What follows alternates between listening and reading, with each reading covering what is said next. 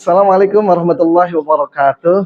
Saudara-saudaraku yang dirahmati Allah, saya Dadang Mulyawan, dosen mata kuliah Teknik Khitobah di Sekolah Tinggi Ilmu Dakwah Sinarasa Ciamis. Hari ini insya Allah akan masuk kelas di semester 5 dengan materi penyampaian pesan yang efektif.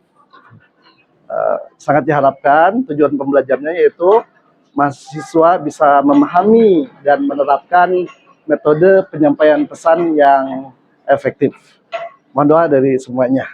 Terima kasih. Assalamualaikum warahmatullahi wabarakatuh. Assalamualaikum warahmatullahi wabarakatuh.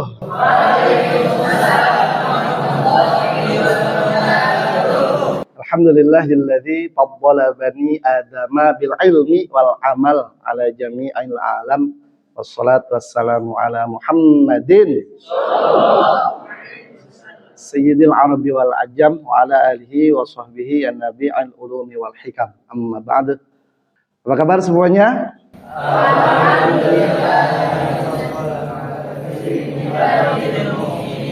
Semangat ya semuanya ya.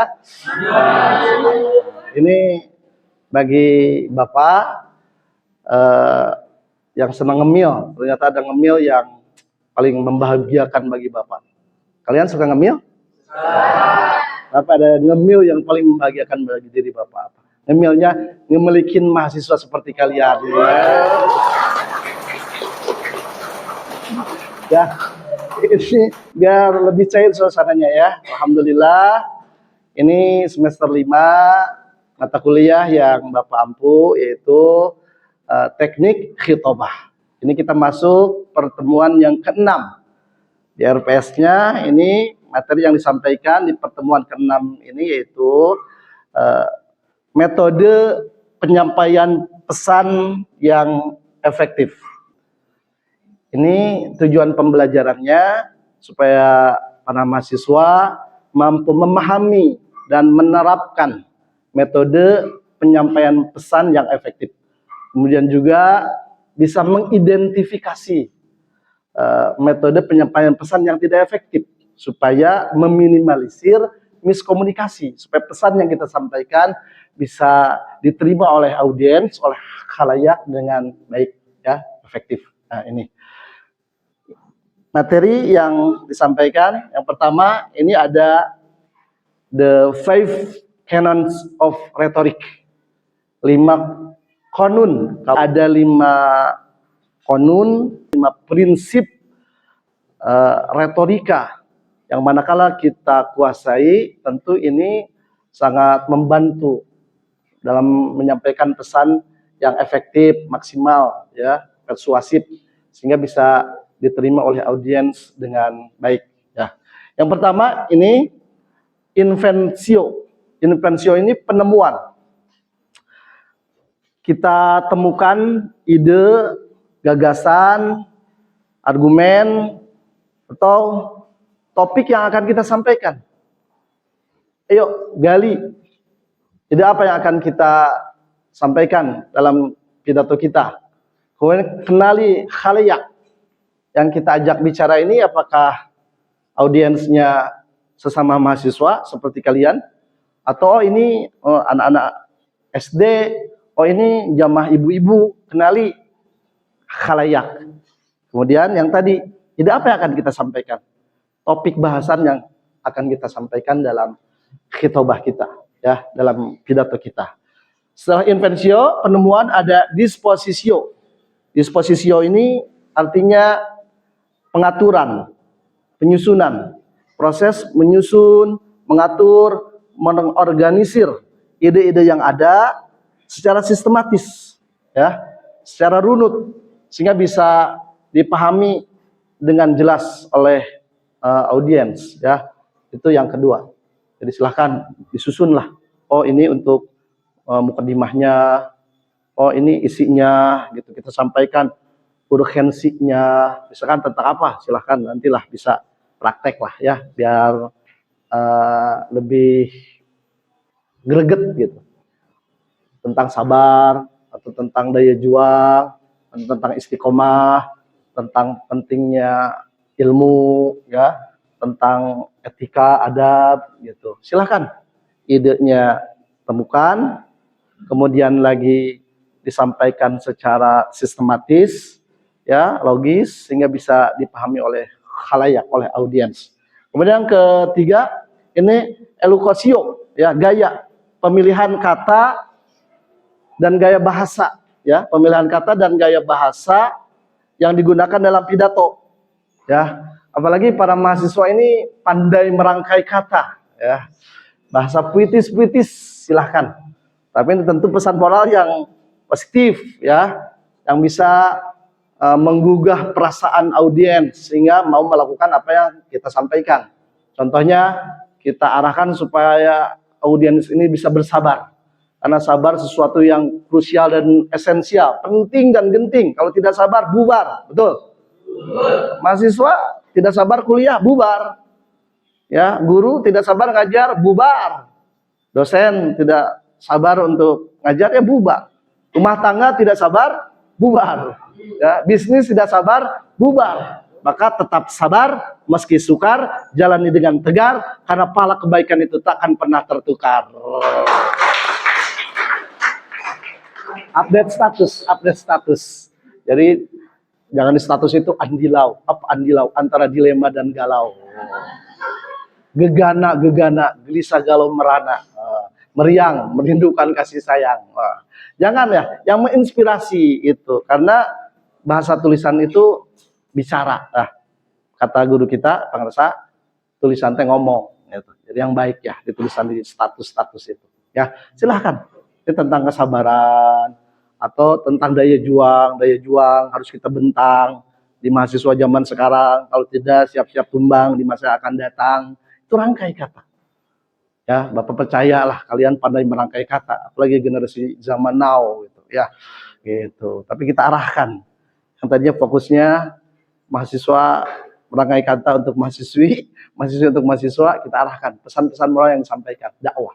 Ya, kita umat terbaik, khairu ummatin, ya. Kuntum khairu ummatin ukhrijat linnas ta'muruna bil ma'ruf wa tanhauna 'anil munkar wa tu'minuna billah.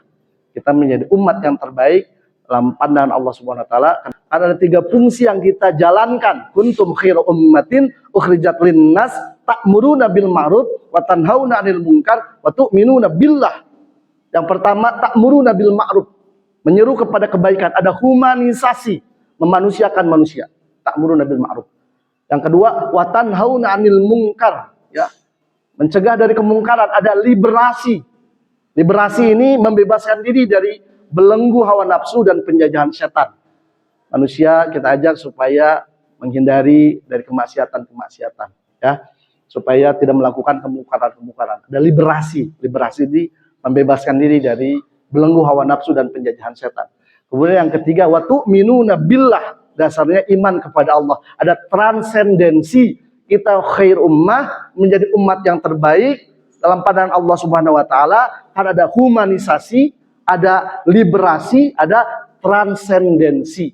Silahkan pesan moral yang kalian sampaikan ini menjadi syiar. Wa may yu'azzim sya'airallah fa innaha min taqwal qulub. Barang siapa yang mengagungkan syiar-syiar Allah, ini termasuk takwanya hati.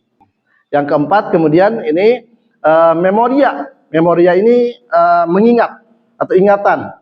Mengingat, menghafal, menguasai materi yang akan kita sampaikan. Kita mau lancar berbicara bagaimana? Ini menjadi kendala kalau kita tidak menguasai materi yang akan kita sampaikan. Maka dipersiapkan. Jadi ya acak-acakan gitu. Harus diingat memoria. Ya, sehingga kita menguasai, kita menyampaikan dengan tegas, jelas, lugas, efektif gitu. Bagaimana orang lain bisa paham? Kalau kita sendiri yang menyampaikan tidak paham, maka pahami, hayati apa yang akan kita sampaikan. Ini memoria. Ada yang tertanam dalam memori kita. Materi yang akan kita sampaikan, ya, kita paham, kita hafal, ya, kita ingat dan sampaikan kepada audiens. Setelah memoria, kemudian pronunciatio, ini penyampaian. Cara menyampaikan pidato dengan pengaturan suara, intonasi, gerakan badan, gestur tubuh yang sinkron sehingga dipahami dengan benar. Ya, Ini stimulus saja dari Bapak karena fungsi dosen itu hanya fasilitator, ya sebatas pendamping ya. Ini tentu para mahasiswa yang berperan besar, ada partisipasi dan kontribusi yang signifikan dari para mahasiswa. Sampaikan praktek langsung dari the five canons of rhetoric ini. Dari mulai tadi apa satu? Invencio. Kemudian yang kedua, yang ketiga, yang keempat, yang kelima. Luar biasa, tepuk tangan dong. Silakan, Saudara Ferry di depan, ya. Di praktek langsung dari the five canons of rhetoric. Silakan, jangan sungkan-sungkan, ya. Assalamualaikum warahmatullahi wabarakatuh. Waalaikumsalam warahmatullahi wabarakatuh. Alhamdulillahilladzi faddala bani Adam bil ilmi wal amal ala jami'il alam. Wassalatu wassalamu ala sayyidina Muhammad Sallallahu. Ada sebuah syair yang berbunyi wazrud wadarafaqudu ala qalbika bil ma'lila faqdulan qala uduzumut langitu mantelna tekana harta lain hati pula gawe. Maksudnya apa? Yaitu kita menerapkan sifat zuhud terhadap apa yang kita miliki di dunia ini yang menyebabkan sifat kepemilikan tersebut tidak menyebabkan kita merasa memiliki sifat pelit pada orang lain. Dan yang menjadi sifat pelit pada orang itu apabila di mana dia merasa memiliki apa yang telah dia miliki tanpa disadari bahwa apa yang dimiliki itu adalah punya Allah Subhanahu wa taala. Kesimpulannya jangan pernah memiliki rasa pelit, bakhil, kikir dalam memberi apa yang telah kita miliki.